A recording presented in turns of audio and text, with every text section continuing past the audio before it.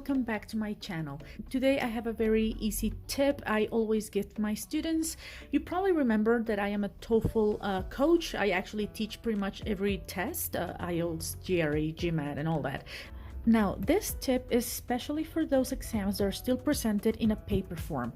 This could be TOEFL institutional or TOEFL paper-based is still applied in your country. Also for TOEIC, sometimes IELTS, in other cases it could be even GMAT or GRE depending on the country. So when you do that, they will have to provide you with an answer sheet. Now, answer sheets are completely different from every single test. They have their own design. Even books will have their own design. Now, many people disregard the answer sheet, but in my experience, I can tell you that these answer sheets are very important.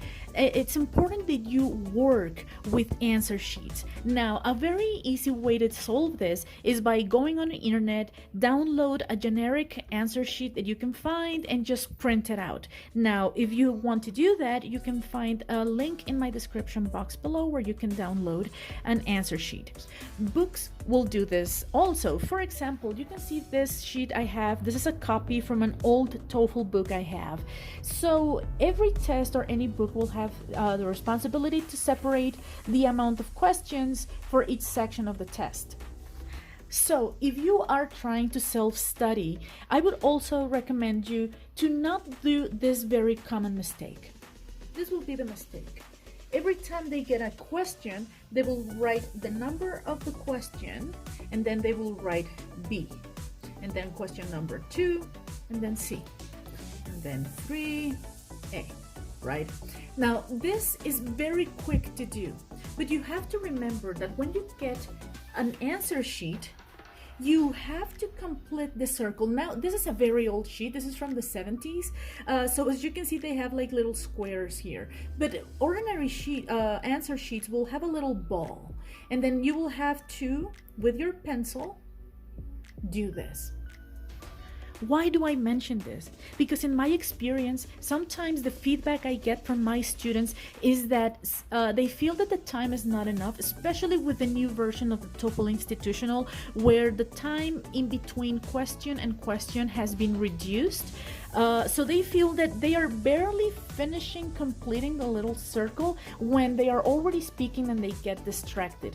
The whole idea of doing the exercises at home as if you were doing the real test, in my opinion, as a professor, is super important. This is what I would recommend to work especially on your answer sheets and not by doing this system. Another reason what I will recommend you to work with answer sheets rather than using this system is that you want to also test yourself in terms of time. Remember, every test has a limit time. So sometimes students can just feel awkward because they've never trained with a time limit, and this little thing of doing the little circle can also consume more time than just writing a simple A. Now, I also understand that for some of you, trying to get your own answer sheets can be kind of a challenge. Maybe you don't have a printer at home, or maybe just ran out of ink. Maybe you do not have access right now to a public library or to your university's library to get any of these prints. And maybe you just finished all of the answer sheets that you had in your book and you still want to work with some of the exercises on the internet. So this is my tip. So one thing that I always make my students do when they start classes with me, especially one-on-one classes, is to get highlighters. I really like the 5 color sets. As probably you've already also seen in my most recent test for the structure section, in the second part, which is the writing expression section, you will see that I mark each one of my answers in these 3 different colors: A, B, C, and D. Okay, you can go check my tests to see how this works.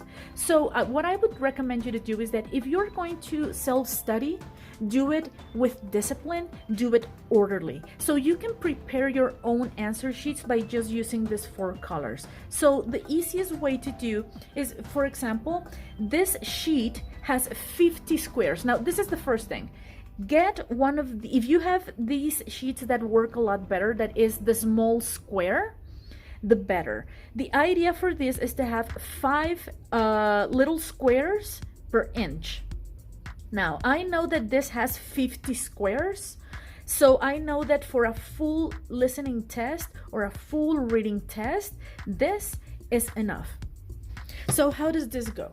Of course, you don't have to do this following the same order of colors that I do. You can use your own color code. You can probably use yellow if yellow is a little easier for you to see than, let's say, pink, or in this case green, because the lines in this notebook are green. So you can choose whatever color you want.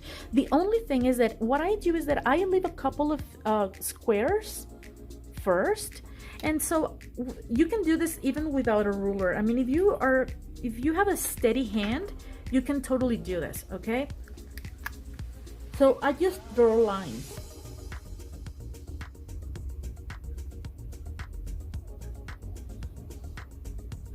Okay.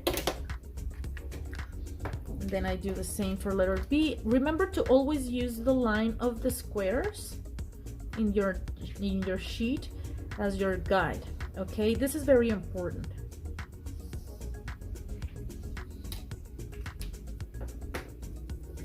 Then you go for letter C.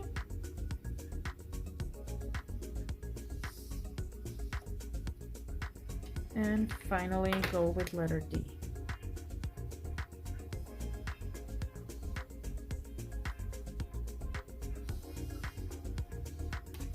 Then leave a small space after the line so that you can cross it or you can check it depending on whether it's correct or incorrect, and then you go for your second section again.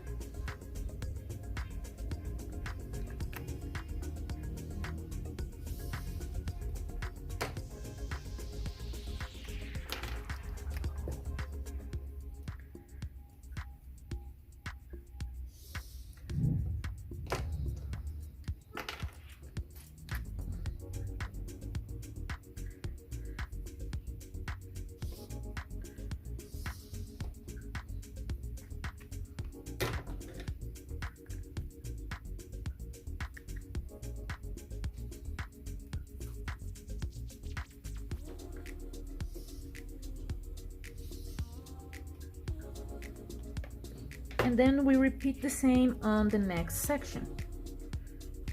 Remember, they don't have to be perfect. The only thing we are trying to do here is by letting our brain just choose the color once you've already established the color system. Now, this is not like, oh, I have to remember that blue is C. No, of course you know that C because it's in the 3rd position. That's really simple.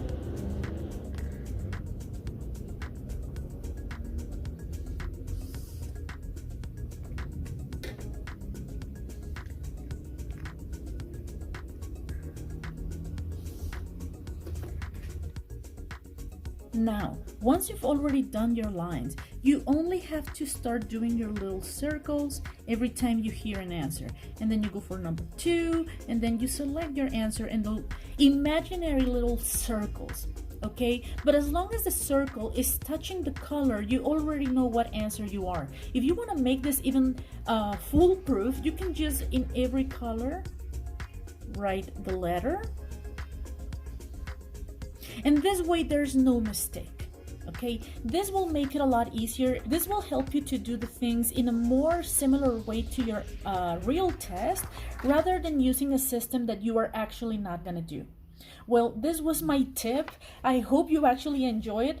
If you like more tips like this, remember that you can let me know in the comments. Don't forget to like, share, and subscribe. Visit my website. It has many products that are super useful for self-study.